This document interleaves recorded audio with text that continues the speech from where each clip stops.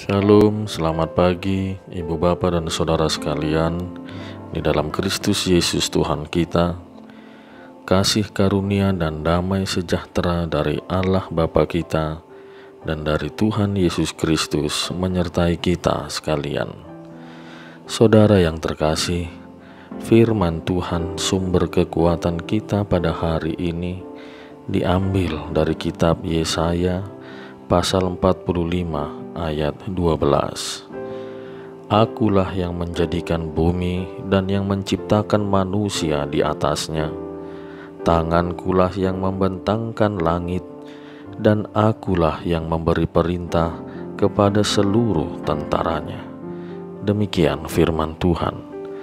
Saudara terkasih di dalam Kristus, pada suatu waktu Allah menjawab kegelisahan hati umatnya di dalam penderitaan mereka di masa pembuangan di Babel.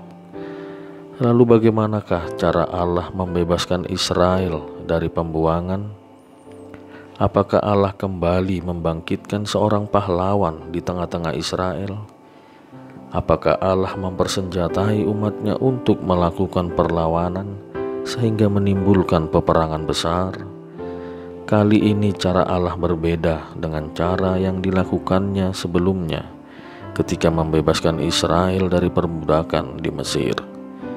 Allah kembali menunjukkan kemahakuasaannya di hadapan bangsa-bangsa supaya mereka mengenal Tuhan Allah Israel, Tuhan di atas segala Tuhan yang dimiliki bangsa-bangsa. Allah menyatakan dirinya kepada bangsa lain bahwa Dia adalah Allah satu-satunya dan tidak ada Allah selain Tuhan Allah Israel. Allah Israel telah memanggil Raja Kores, raja dari Persia yang pada saat itu menguasai Babel. Allah telah mempersenjatainya di saat peperangan melawan Babel dan menang, meskipun Kores tidak mengenal Tuhan Allah Israel. Raja Kores telah ditentukan Allah untuk membebaskan Israel dari pembuangan mereka di Babel. Salah satu pernyataan Allah di hadapan Kores ialah di ayat 12 yang menjadi renungan kita hari ini. Akulah yang menjadikan bumi dan yang menciptakan manusia di atasnya.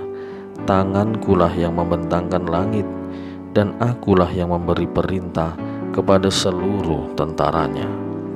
Ya benar, untuk membuktikan kekuatan dan kekuasaan perlu menunjukkannya kepada orang banyak yang berada di luar, apalagi Allah yang menciptakan langit dan bumi. Tangan Allah yang kuatlah yang memberi perintah kepada siapa saja yang diutusnya. Tugas kita adalah berdoa dan berusaha. Di masa kesesakan, membutuhkan pertolongan, sakit, dan menderita sejak lama, semuanya membutuhkan kesabaran, doa, dan usaha. Allah akan memerintahkan siapa yang diperkenannya untuk menolong kita, meskipun orang itu belum mengenalnya. Hal yang paling indah di hidup ini ialah melihat pekerjaan tangan Allah yang kuat dan perkasa itu ditunjukkannya kepada orang lain dan mendatangkan kebaikan bagi kita. Tidak perlu khawatir, asalkan kita sabar, berdoa, dan berusaha. Allah memberikan jalannya yang tidak terselami oleh manusia, sama seperti permohonan Israel kepada Allah agar mereka bebas dari pembuangan di Babel. Mereka berharap Tuhan berbaik hati untuk membangkitkan kembali seorang penolong atau pahlawan di antara mereka, sama seperti Musa yang diberkati Allah untuk membebaskan umatnya dari Mesir. Nyatanya, tidak ada yang dapat memprediksi perbuatan-perbuatan Tuhan. Justru Allah menggerakkan hati dan jiwa orang lain untuk menolong kita. Untuk hal yang demikian, saya sebagai hamba Tuhan tidak pernah meragukan cara Allah menolong kita, asalkan bersabar, berdoa, dan berusaha. Jalan itu akan dibukakan. Kita tidak tahu apakah Allah akan menolong kita dari orang dalam atau keluarga, atau Allah menolong dengan menggerakkan hati dan jiwa orang lain untuk menolong kita, atau Allah menggerakkan keduanya, baik dari orang lain maupun dari keluarga sendiri. Daripada habis energi kita memikirkan itu, lebih baik kita berpasrah di dalam kesabaran, doa, dan usaha.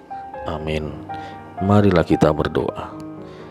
Ya Tuhan, terima kasih atas segala kebaikan dan pertolongan-Mu kepada diri kami dan rumah tangga kami. Tak terpikirkan jalan-Mu.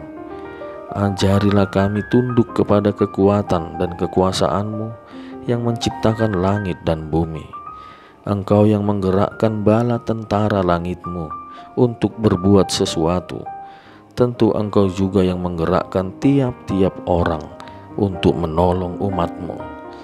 Tuhan, di dalam satu hari ini, lindungilah kami dari mara bahaya. Selamatkanlah jiwa kami dari kesia-siaan. Ajarilah kami mengimani doa-doa kami di dalam satu hari ini, sebab akan terjadi mujizat besar dalam satu hari ini di dalam doa kami. Amin.